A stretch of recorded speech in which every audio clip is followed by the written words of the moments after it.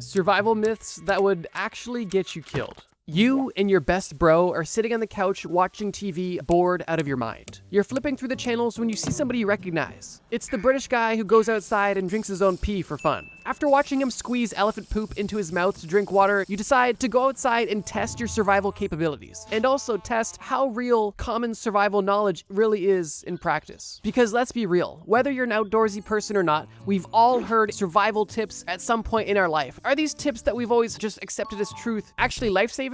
Or could they potentially get you killed? And with you and your friends being inspired, you both pack your bags and head out the door for the adventure of a lifetime, not knowing whether or not this would be your last adventure. You were just dropped in an extremely remote location by a helicopter. And as you watch the helicopter fly off, you and your friend are now completely alone, left to your own devices, and your sole goal is to survive and make it home using only the knowledge that you've heard in passing. Before you and your friend can even take your first steps, you need to first understand what direction should you go. And before you could even think, your friend says, "Why don't we go north?" And while you agree, you have a question. How do we know which way is north? But luckily, everybody knows if you want to know which direction is north, all you have to do is find a tree with moss on it, because moss will only grow on the north side of the tree. So you and your friend begin walking until you notice a tree that has moss growing on the bottom of it. And as you approach the tree, that you can see that the moss is in your direction, meaning that if you just do a 180 and start turning around, you'll be going north. Although, just to be sure, you take a quick look around the tree and realize that there isn't only moss on the north side, there's moss on the north, south, east, and west side. This tree trunk is completely covered in moss, and it's not the only one. All of these tree trunks have moss all over them, meaning that you have no idea which way is north, and also debunking this myth that moss is somehow a compass. But this myth isn't just straight out of a fairy tale. There is some basis of reality here, although it's just not fully accurate or reliable at all. According to Michigan State University,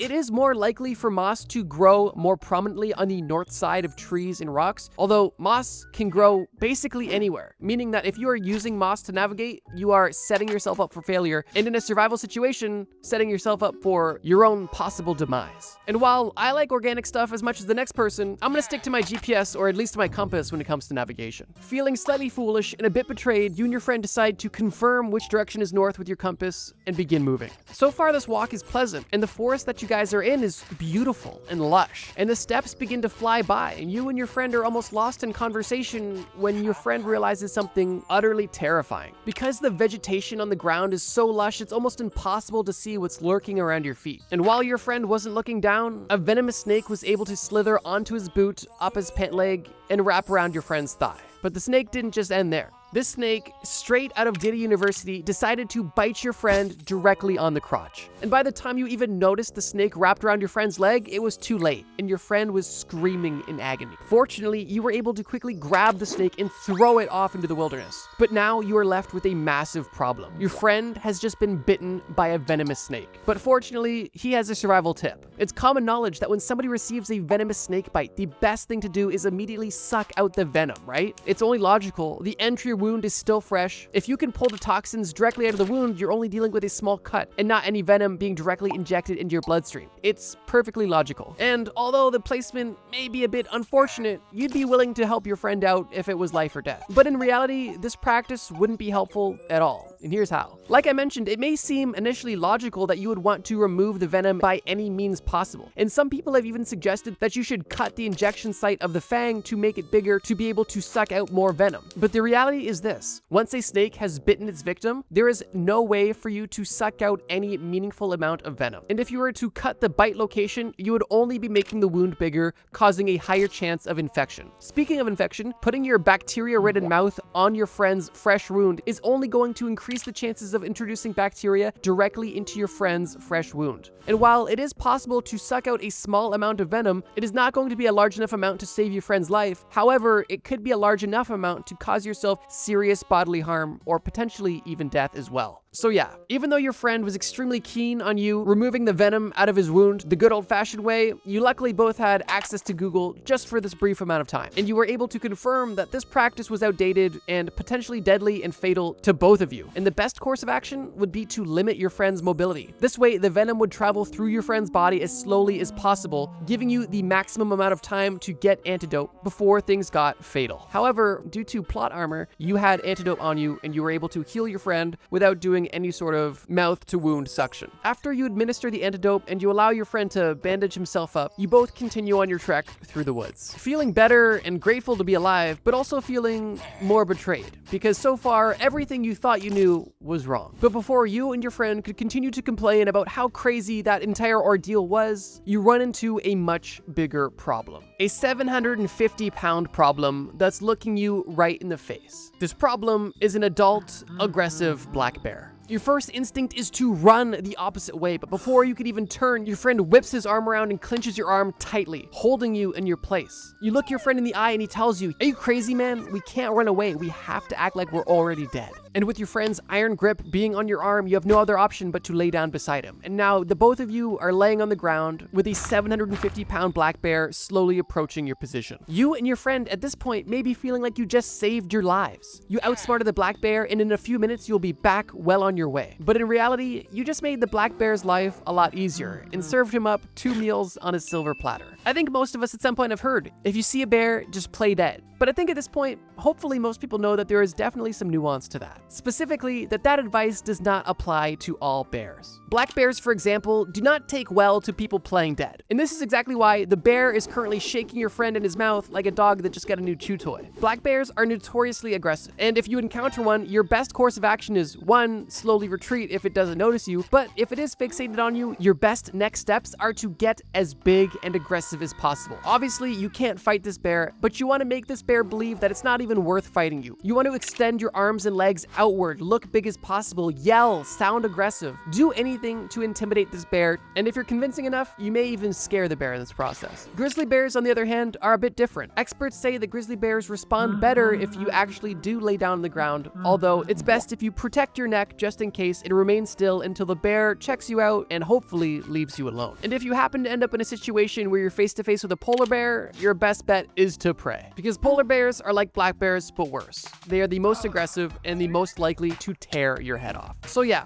although the advice of playing dead around a bear isn't fully inaccurate, it, once again, definitely requires some additional context. The current popular saying is, if it's brown, lay down, if it's black, fight back, and if it's white, good night. Not because you're supposed to play dead, but because you're going to be dead. As you continue to lay motionless on the ground, you peek open one of your eyes to see what's going on. You notice that the black bear has dropped your friend and was distracted by something else, and luckily left you both alone. Your friend, while a little bit worse for wear, is still alive, and you help get him back on his feet, and you once again continue your journey. Feeling a bit bad for your friend, because at this point it looks like he survived 3 rounds with Mike Tyson, 4 days with Diddy, and 5 nights at Freddy's, you decide you would let him take a quick breather and go around gathering some food. Your friend sits down on a rock under a tree, and you decide to go and see what you can find. And once you begin wandering around looking, you realize one crucial thing. You have no idea what's edible or not, and you don't even know what's around you, but that doesn't stop you from looking. And quickly you find yourself approaching some interesting red mushrooms. Now, you know mushrooms can definitely be questionable, but the fact that you see a little snail munching away at these gives you hope. And as you pick these mushrooms, you notice that there's actually small bite marks from chipmunks. This gives you all the confidence you need to pick a few mushrooms and put them in your pocket and to continue scavenging. You continue looking around when you notice a small bush with inconspicuous red berries. You've never seen these berries before, but it doesn't mean that you can't eat them. And while you're cautious of these mysterious red berries, you notice a small bird fly down into this bush and carefully eat these berries before flying away. And once again, you rationalize with yourself, well, if this animal can eat this, obviously I can. If something was poisonous to them, they wouldn't eat it. So you go ahead and collect some of these berries as well. And you notice that you've been scavenging for hours, so you decide to return to your friend and show him your loot. Your friend doesn't seem too enthused by the small handful of random mushrooms and red berries, but something is better than nothing. And you and your friend begin to munch on the world's weirdest trail mix. Feeling energized from the food and also feeling energized mentally that you finally had some knowledge that was true, you and your friend both have a bit more of a pep in your step because you knew that you had at least some right information, right? That is until you realize your friend is looking in 2 directions and he is foaming at the mouth. In shock, you try to say something to him when all you can get out is a jumbled mess of slurred words, and you and your friend both pass out face down on the forest floor. The survival technique of eating what animals ate failed you both. And the reality is, animals are just better than you. And just because the animal can eat it doesn't mean you can eat it at all. Just think about it. Every animal has developed its own unique way of digestion, and the things that our bodies are able to safely process and consume typically come from thousands and thousands of years of consumption. And on top of this, some animals are just built different. Like cows, for example, they have 4 stomachs, and every animal processes the same foods differently. The bird that ate those red berries, for example, was able to pass the toxic seeds from those berries directly through its digestive system without any issues. And those seeds that are now a part of its excrement are now replanted and continuing the life cycle of those berries. But in your case, those seeds have been cracked open by your teeth and are now infecting your entire body with deadly toxins. And the chipmunk that was taking bites out of that small red mushroom has a specialized stomach acid that can neutralize the toxins within this deadly mushroom. However, you simply do not have the facilities to handle that. And the same mushroom that gives that chipmunk life gave you and your friend a near-death experience. Just because you saw an animal eating something does not mean it's not deadly for you. After a few hours being passed out on the floor, you and your friends slowly come to and pick yourselves up off the ground. Nonetheless, you and your friend decide it's time to get serious because the sun is soon setting and you guys need to eat food. You and your friend notice something fuzzy in the distance, and as you slowly approach it and peek over some bushes, you see a lonely old caribou walk slowly until it collapses right before your eyes. And while this is an unfortunate sight for you and your friend, this could be life or death. And in this instance, having an endless supply of high-quality food in front of you is something you and your friend couldn't have even imagined. You both approach the caribou to ensure that it's no longer with you. And once you have that confirmation, you begin to prepare the animal. Fortunately, for once, you were able to put useful knowledge to good use. And shortly after preparing the animal, you and your friend are sitting at a campfire under a tree, under the stars, eating your first meal in what feels like forever. But as good as having a hearty meal feels, and as confident as you feel knowing you have a nearly endless supply of food, the reality is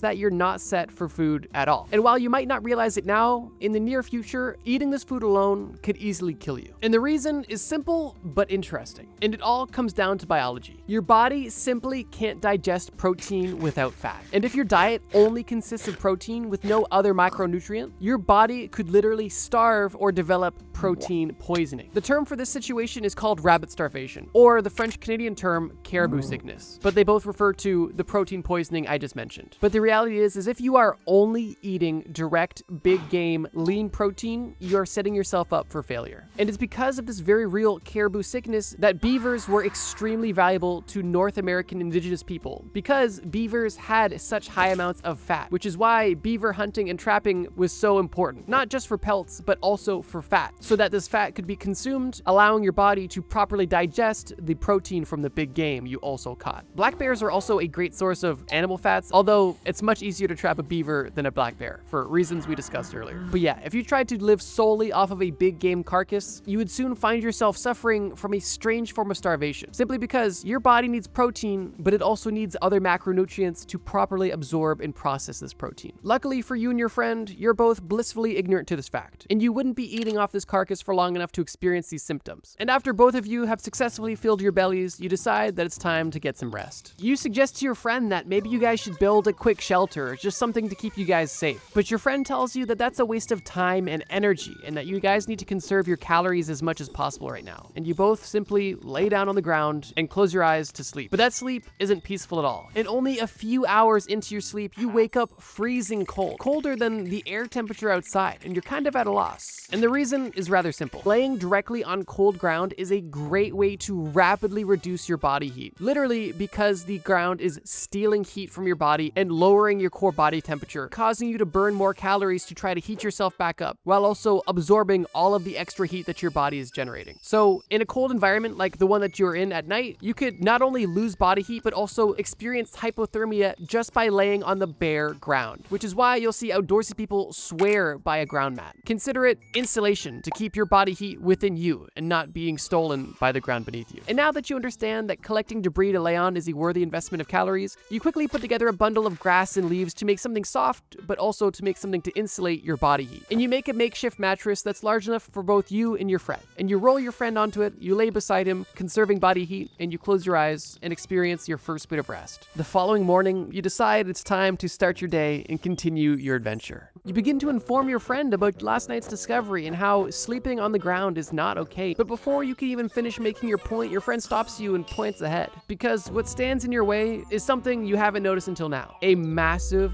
snow-capped mountain. And there's no way around it. You and your friend now need to begin hiking. Luckily, you and your friend are energized from a good night's sleep and at least some sort of food that doesn't almost kill you. And as you and your friend begin to climb through this mountain, the temperatures begin to get lower and lower. And it's at this point when you're able to make the point to your friend that body temperature is something you guys need to keep in mind in these survival situations. But as your friend brushes off your concern about body temperature, he tells you the only thing you guys should be concerned about right now is water. You begin to get nervous because now that you're halfway up this mountain and surrounded by snow, there's no water around you. But your friend laughs at you and reminds you that this snow is water. He grabs a handful of snow off the ground, which appears to be untouched, and begins to chow down on his solid water. And while to most this seems completely safe and logical, this is definitely not the most ideal way to consume water. The first risk that this poses is that this snow or ice could actually cause micro tears or cuts in your mouth, which could definitely cause problems down the line. But more importantly than that, consuming ice directly is a surefire way to lower your core body temperature, causing your body to work overtime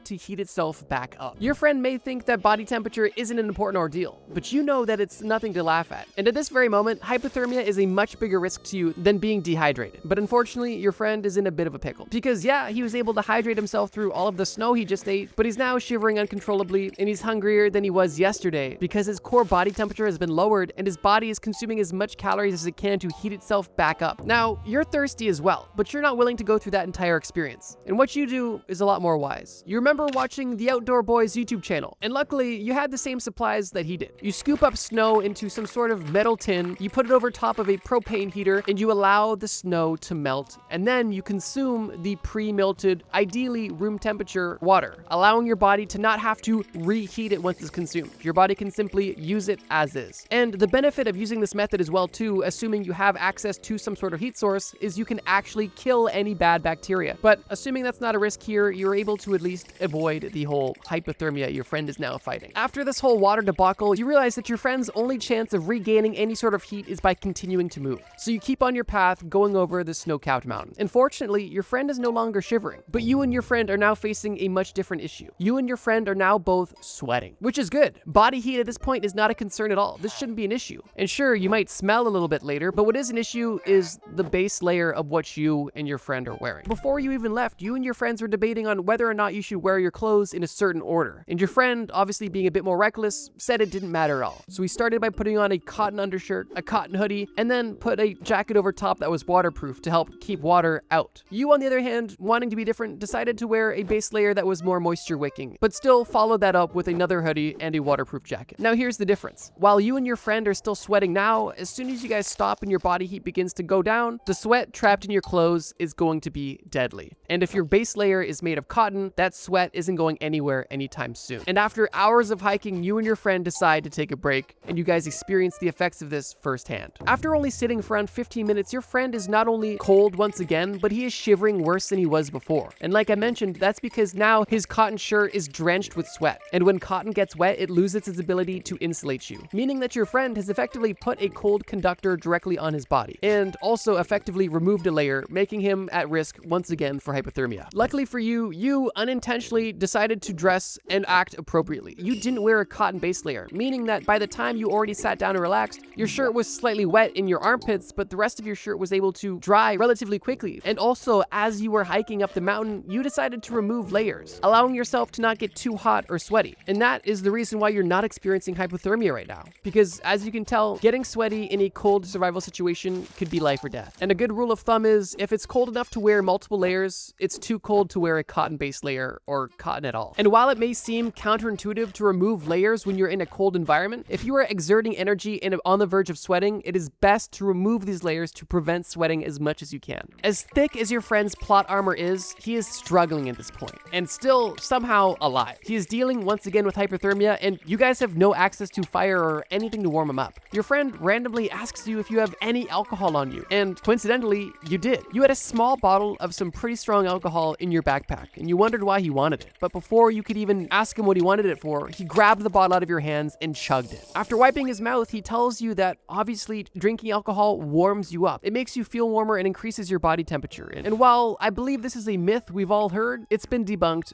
numerous times. And it also also is completely counterproductive. The origin of this myth is actually interesting and comes from a St. Bernard dog that was carrying a brandy flask around its neck, and this dog was saving people that was buried in the French Alps. And unfortunately, this brandy may help you feel better, but definitely won't make you better. If you've experienced an alcoholic beverage, then you've probably noticed the sensation at some point of warmth. And this isn't because the alcohol is raising your body temperature, it's actually because the alcohol is making your blood vessels dilate, stimulating the nerve endings in your skin. But it doesn't actually increase your body temperature. And if you are in a cold environment that is specifically life or death, this dilation of the blood vessels will cause your body temperature to fall and likely cause you to die much faster than you would have if you just stayed sober. So although alcohol may give you the simulation of warming up and potentially take your mind off of the pain you're in, it's definitely not doing you any favors in the survival department. Realizing the severity of the situation, you come to the conclusion that you need to get out of this mountain quick. And while your friend is incapacitated and breaths away from death, you realize your best bet was to turn your friend into a toboggan and ride him down the mountain like Mrs. Kwan in the Cat in the Hat movie.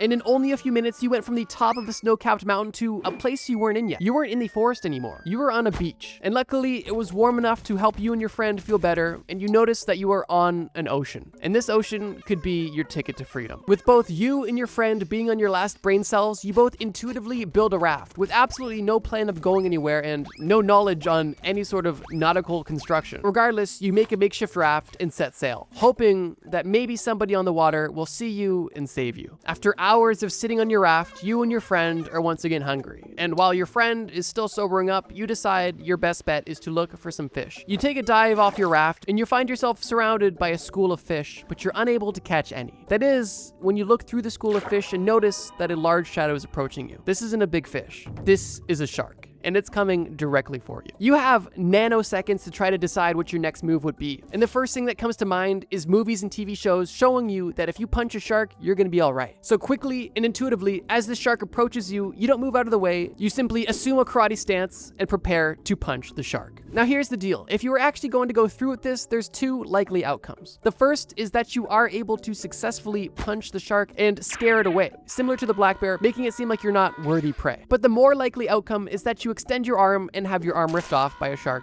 and then have the rest of your body consumed shortly after. Underwater, you have almost no strength whatsoever. Like, just try throwing a full force punch next time you're in a pool underwater. It's gonna do almost nothing. And besides this, sharks are ruthless killing machines. Even if you could throw your strongest punch at a shark, it's not going to be phased. Combine that with your lack of agility in the water and the shark's endless agility in the water, your strike effectiveness in even misdirecting the shark is extremely low. If a shark was in your area, you could easily push it out of your way or misdirect it by pushing its head if you had the leverage to do so, but even that is potentially risky. But in the situation when a shark is coming at you with the intent of damage, your best bet is to attack sensitive areas, specifically by plunging your thumb into the shark's eye or gills. Really, the only two areas where you can cause significant damage and at least make the shark retreat temporarily. And so, in a last-minute split decision, you decide not to punch the shark, but to actually poke it in the eye, causing the shark to cry and turn around, leaving you alone, and giving you the chance to climb back on the raft with your friend. At this point, you and your friend have been through hell and back. Your friend more so than you, but you are both now laying on your back, looking up at the sky, exhausted. And at this point, accepting your fate and understanding that maybe this trip was a mistake. And as you slowly close your eyes and take what appear to be your last few breaths, you notice a white light appear in your vision. A light that is so bright and so inviting. And you hear a noise, an almost angelic noise. And before you get the chance to meet your maker, you are hit in the testicles by a rope ladder that was dropped on your raft. And you realize that this light was a spotlight from the same helicopter that dropped you off. And while the pain you are experiencing is unbearable, you realize that you and your friend are finally saved. You both climb the ladder and board the helicopter and feel like you have been given a second chance at life. As you both are flying home with the crew, the pilot asks you how your trip was and if you guys were able to enjoy the park that they left you in only a few miles out of town. And you and your friend look at each other and decide that it's better if you kept your stories to yourself and just told them you guys had fun, but that you wouldn't be returning anytime soon.